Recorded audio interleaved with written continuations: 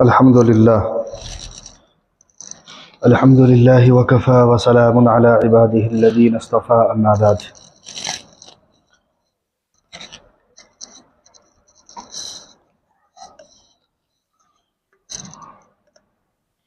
أعوذ بالله من الشيطان الرجيم. بسم الله الرحمن الرحيم. ألم تر كيف ضرب الله مثلا كلمة طيبة كشجرة طيبة أصلها ثابت وفرعها في السماء. صدق اللہ العظیم. لائق صد احترام معزز سامعین مکرم،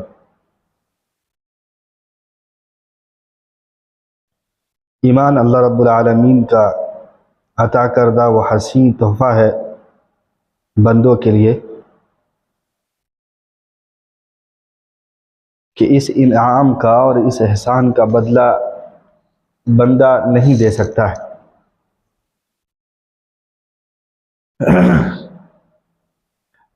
ایمان بنیاد ہے انسانوں کی، خاص طور سے مسلمانوں کی. انسانوں کی بنیاد کیوں ہے؟ کہ اصل میں جو ایمان ہے وہ ایک عقیدے کا نام ہے، ایک جڑ اور بنیاد کا نام ہے. اس عقیدے پر انسان جو ہے بعض مرتبہ غیر اللہ کو بنیاد بنا لیتا ہے، اور مسلمان جو ہے اللہ رب العالمین کی ذات کو بنیاد بناتا ہے، پھر اس کے بعد وہ پختہ ہو جاتا ہے. تو سامنے یعنی زندگی کا جو معیار ہے بنیادی طور پر کوئی بھی انسان اپنے مشعل بنا لے، زندگی کا خلاصہ بنا لے، تو پھر اس کے بعد وہ اسی لائن پر چل پڑتا ہے. اور مسلمانوں کو جو اس لائن کی جو محنتیں بتائی گئی ہے اسی کا ایک دوسرا نام ایمان ہے، جس کی پوری کڑی صرف شریعت محمدیہ ہی پر انحصار ہے.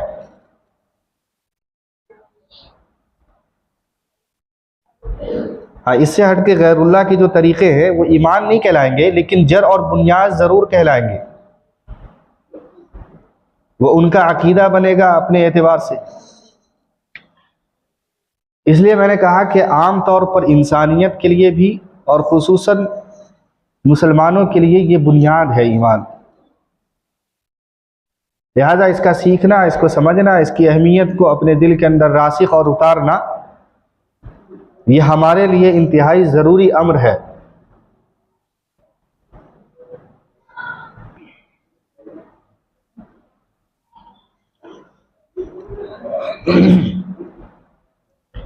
ایمان اتنا قیمتی جوہر ہے کہ اس کا احساس حقیقتاً میں انبیاء علیہ السلام کو ہوا کرتا تھا، اور یہ اتنا قیمتی اثاثہ ہے کہ جس کی قلبی حلاوت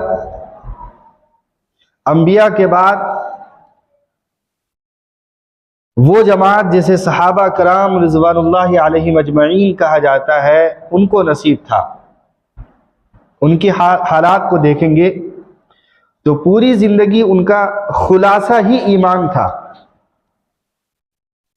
کہ اسلام نے اور رسول اللہ صلی اللہ علیہ وسلم کی ذات نے جو طریقہ بتا دیا اور فرض کے درجے پر اس کو ٹھہرا دیا، تو صحابہ اس کو اپنے ایمان کا ایک حصہ، ایک جز بنا لیا کرتے تھے. پھر اس کے بعد اس ایمان سے پھرنا یہ ممکن ہی نہیں تھا ان کے لیے. میں نے جو خطبے میں ایک آیت پڑھی ہے جس کا بالکل سادہ ترجمہ یوں ہوگا کہ اللہ رب العالمین ایمان کی گویا کہ تعریف بیان کر رہے ہیں، اور ایمان کی تعریف بیان کرتے ہوئے اللہ رب العالمین نے کلمے کی تعریف بیان کی کہ کلمہ طیبہ جسے ہم کہتے ہیں یہ کیا ہے اور اس کی مثال کیا ہے. تو کشجرۃ طیبہ، اللہ فرماتے ہیں کہ پاکیزہ درخت ہے وہ. ایمان جو ہوتا ہے اصل میں ایک پاکیزہ درخت کا نام ہے، اور پاکیزہ درخت حدیث بتاتی ہے کہ اس سے کھجور کے درخت مراد ہے.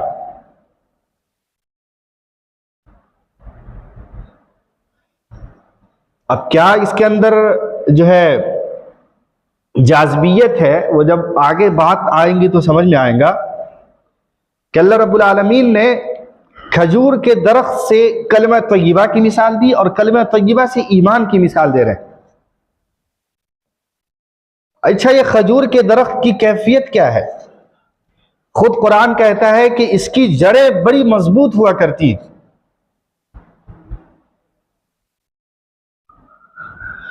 اس کی جڑ کو ایک انسان اپنے، بلکہ ایک نہیں 10 انسان اگر طاقت لگا کے اکھاڑنا چاہے تو نہیں اکھاڑ سکتا ہے. یہ بنیادی طور پر زمین کا ایک حصہ بن جاتا ہے کھجور کا درخت. وہ اوپر سے جتنے بھی ہلا لیے جائیں لیکن اکھڑے گا نہیں.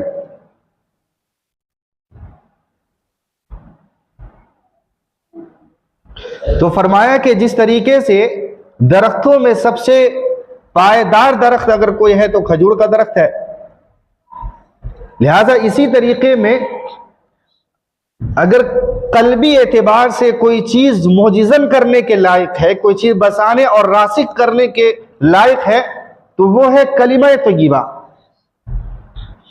کہ کھجور کا درخت بھی پھلدار ہوتا ہے، میٹھا ہوتا ہے، لذیذ ہوتا ہے. کلمہ طیبہ بھی ایسا ہی ہے کہ جڑ بنیاد ہوتی ہے، مضبوط ہوتی ہے، اور اس کا جو پھل ہے وہ نہایت اعلیٰ ہوتا ہے.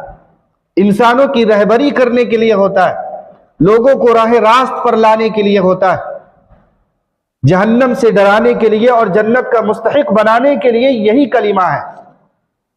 اسی کو اللہ رب العالمین جو ہے فرما رہے ہیں کہ کشجرۃ طیبہ.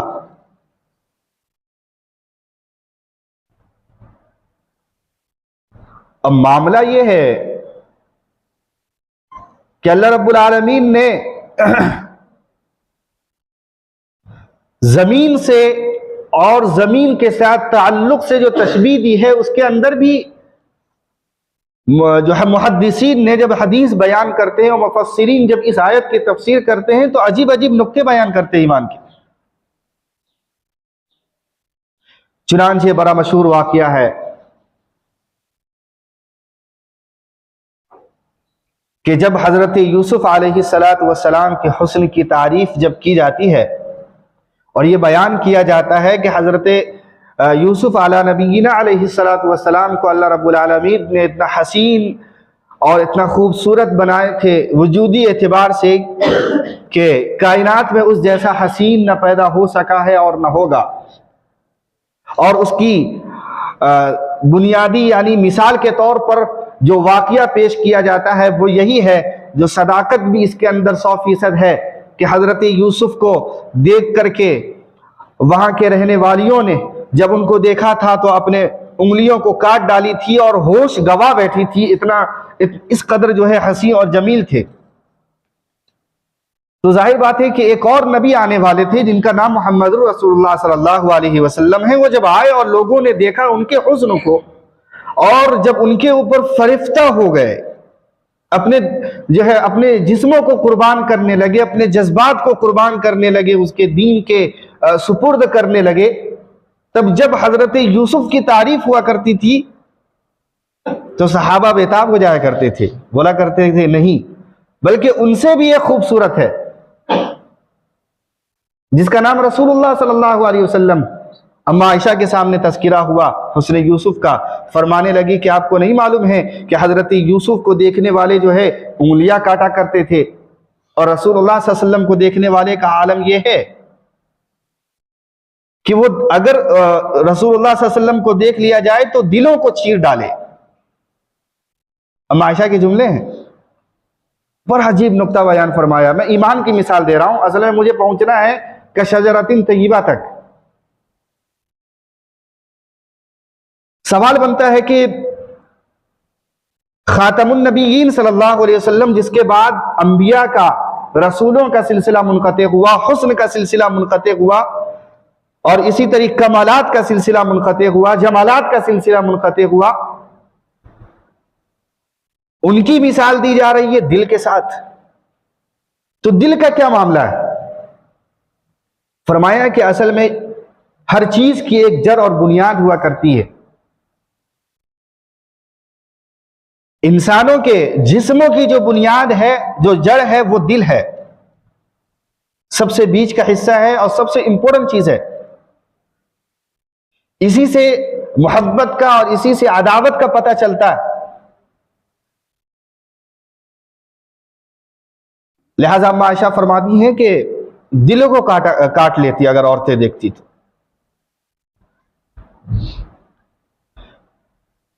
انبیاء علیہ السلام کو جو نبوت ملی ہے، میں خاتم النبیین کا بھی ذرا سا ایک خلاصہ عرض کرتا چلوں کہ رسول اللہ صلی اللہ علیہ وسلم کی نبوت یہ ذاتی نبوت ہے، اور انبیاء کی نبوت یہ طفیلی نبوت ہے، عکس جس کو فرچائی کہہ سکتے ہیں آپ۔ مثال کے طور پر ایک روشنی چاند دیتا ہے اور ایک روشنی سورج دیتی ہے۔ سورج کی روشنی اصل اور ذاتی ہے، وہاں سے روشنی اخذ کرتا ہے چاند، اور چاند روشنی اخذ کرنے کے بعد دنیا کو بھیجتا ہے۔ تو معلوم چلا کہ ہمیں جو روشنی مل رہی ہے یہ چاند سے ہے، اور چاند کی روشنی سورج سے ہے، تو بالواسطہ ہم تک پہنچ رہی ہے روشنی۔ تو معلوم چلا کہ جو جڑ اور بنیاد ہے وہ چاند نہیں بلکہ سورج ہے۔ اسی مثال کو لے لیجئے کہ انبیاء علیہ السلام کی جو نبوت ہے، جو آفتاب نبوت ہے، یہ ہے رسول اللہ صلی اللہ علیہ وسلم۔ دیگر انبیاء کی نبوت طفیلی ہے۔ معلوم چلا کہ نبوت رسول اللہ صلی اللہ علیہ وسلم کی ذاتی ہے، اس لیے ان کو اول کہا جاتا ہے۔ اگر اول وہ نہیں ہے تو ظاہر بات ہے آخر میں پیدا ہوئے ہیں، اور آخر میں آنا کمال کی بات نہیں ہے۔ ذرا ایک علمی نقطہ ہے، آپ لوگوں کو ذرا مزہ آئے گا سننے میں، کہ بعض لوگ جب خاتم النبیین کی ہمارے جب بھائی بیان کرتے ہیں تو رسول اللہ صلی اللہ علیہ وسلم کو کہتے ہیں کہ خاتم النبیین ہیں، نبیوں کے خاتم ہیں۔ ایک ہی مثال ان کے ذہن میں آتی ہے کہ یہ انبیاء کے بعد میں آئے ہیں اس لیے یہ رتبہ دیا گیا۔ حالانکہ انبیاء کے بعد میں آنا شرف کی بات نہیں ہے، یہ بات یاد رکھیے۔ کسی بھی چیز کا آخر میں پیدا ہونا اور آخر میں آنا یہ کمال کی بات نہیں ہے۔ مجھے بتائیں کہ خلفاء کتنے ہیں؟ 4 خلفاء۔ سب سے آخری خلفاء اور سب سے پہلے خلفاء ابو بکر۔ اب پہلے کی فضیلت بڑی ہے، آخری کی بڑی ہے؟ تو آخر میں آنا کمال نہیں ہے۔ ایک انسان جو ہے کلاس کے اندر پہلے بینچ پر بیٹھتا ہے، دوسرا طلبہ دوسرے بینچ پر، اور اسی طریقے سے لمبی قطار لگی رہتی ہے، اور ہوتا ہے ایگزام میں اخیر والا جو بینچ والا بچہ پہلی پوزیشن لے کے آتا ہے، اور پہلے بیٹھنے والا فیل ہو جاتا ہے بعض مرتبہ۔ آپ کیا کہیں گے؟ یہ فضیلت میں اعلیٰ ہے؟ نہیں۔ تو فضیلت کے اعتبار سے اخیر میں آنا وجود نہیں رکھتا، بلکہ اول بھی آنا وجود رکھتا ہے اور آخر بھی آنا وجود رکھتا ہے۔ اس لیے ہم کہتے ہیں کہ نبی علیہ السلام کی ذات اور نبوت یہ ذاتی ہے، یہ طفیلی نہیں ہے۔ اس لیے اما عائشہ نے فرمایا تھا کہ اصل میں رسول اللہ صلی اللہ علیہ وسلم کی ذات وجود ہے نا انبیاء کا وجود کے لیے، یعنی اللہ کے نبی موجود ہیں تو انبیاء وجود میں ہیں۔ انبیاء کو وجود ملا ہے، ان کو نبوت ملی ہے، لہٰذا ان کی روشنی پہلی روشنی ہے اور ان کی بعد میں۔ لہٰذا اگر کاٹا جائے گا تو پہلے دل کاٹا جائے گا، نہ کہ جو ہے انگلیاں کاٹی جائیں گی۔ کیوں؟ کہ وجودی اعتبار سے دل جو ہے مرکز ہے جسم کا، انگلیاں، ہاتھ، پیر، سر، یہ تو گویا کہ ایک درخت ہے اور اس کے ٹہنیاں ہیں، یہ ساری کی ساری چیزیں۔ تو حضرت یوسف کو دیکھنے والوں نے ٹہنی کاٹی ہے، دل نہیں کاٹا ہے۔ اور انبیاء کے سرتاج یعنی رسول اللہ صلی اللہ علیہ وسلم کے دیکھنے والوں کے طور پر جو اما عائشہ فرماتی ہیں وہ دل کے کاٹنے کی بات ہے۔ تو معلوم چلا کہ بنیاد کی بات کی جا رہی ہے، اور اسی بنیاد کو کشجرۃ طیبہ کے اندر فٹ کیجیے آپ، کہ کلمہ کی مثال اللہ رب العالمین نے یہ دیا ہے، ایمان کی مثال دیا ہے کہ یہ بنیاد ہے، اور اس پر اتنی پختگی کے ساتھ عمل کرنا چاہیے، جم جانا چاہیے کہ کائنات کی کوئی طاقت آپ کو جو ہے ایمان سے ہٹا نہ سکے۔ آپ جر نہ چھوڑیں، چاہے کتنے بھی تھپیرے آ جائیں، باطل کے جو ہے یہاں سے جو ہے ہاتھ پڑے اور یہاں سے ان کے موقع پڑے اور یہاں سے جو ہے نان و نفقہ بند کر دیا جائے، یہاں سے قسم کرسی کے عالم کر دیا جائے، لیکن پھر بھی ایمان کی دولت کو چھوڑنا نہیں ہے۔ اسی مناسبت سے اللہ رب العالمین نے نظام کائنات بڑا عجیب سجایا ہے۔ گاہے بگاہے حالات بھیجتا ہے مسلمانوں پر، کیا پختگی ہے، جیسے کہ درخت کے اوپر ہوا آتے ہیں اور جو پھل گرنے لگتے ہیں، پتے جھڑنے لگتے ہیں، اور جو پھل نہ گرے اپنے بچپن کے اور اپنے چھوٹے پن کے علامت میں، پھر وہ پک کر کے لوگوں کے لیے فائدہ مند ہوتا ہے۔ تو اللہ رب العالمین ایمان والوں کے اوپر حالات بھیجتے ہیں، اسے گھبرانے کی ضرورت نہیں ہے، خوش ہونے کی ضرورت ہے۔ اللہ اب آزما رہا ہے، یعنی اب جنت کے دروازے کھلنے والے ہیں۔ تو حالات کا آنا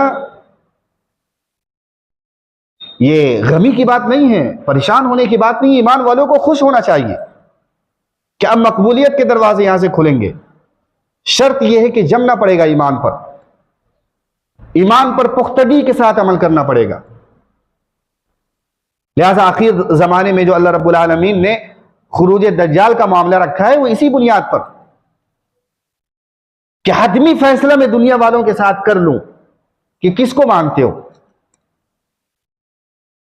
بہت تم نے جو ہے اعلان لگائے کہ اللہ پر ایمان لائے، اللہ کے رسول پر ایمان لائے اور نمازیں پڑھتے رہے، آخر میں ایک دجال کو بھیجے گا جو دجل کرے گا، فریب کرے گا، تباہی مچائے گا، جنت اور جہنم کی جھانسیں دے گا، دولتیں لائے گا، غربت بھی لائے گا، ساتھ میں اپنے ماننے والوں کو جنت دلائے گا، نہ ماننے والوں پر ظلم اور ستم کے جو ہے پہاڑ توڑ دے گا۔ ایسے موقع پر جو انسان ثابت قدم رہے گا، اللہ رب العالمین اس کے لیے وعدہ فرمائے ہیں جنت کا۔ تو دنیا میں ساری چیزیں انسانوں اور مسلمانوں کے لیے خاص طور پر نعمت ہے، چاہے وہ مصیبت کی صورت میں ہو یا انعام کی صورت میں ہو، یہ مسلمانوں کے لیے نعمت ہے، اس کو قبول کرنا چاہیے۔ اللہ کے نبی علیہ الصلوۃ والسلام کی زندگی پر یہ دونوں چیز اللہ رب العالمین نے لائے۔ نعمت بھی اتنی عطا فرمائی ہے کہ اس جیسا قائد دنیا میں نہیں آ سکتا ہے۔ روز بروز اسلام کی بہتات ہو رہی ہے، اور غربت کا عالم یہ تھا کہ کیا بتائیں، فاقے در فاقے ہو رہے ہیں۔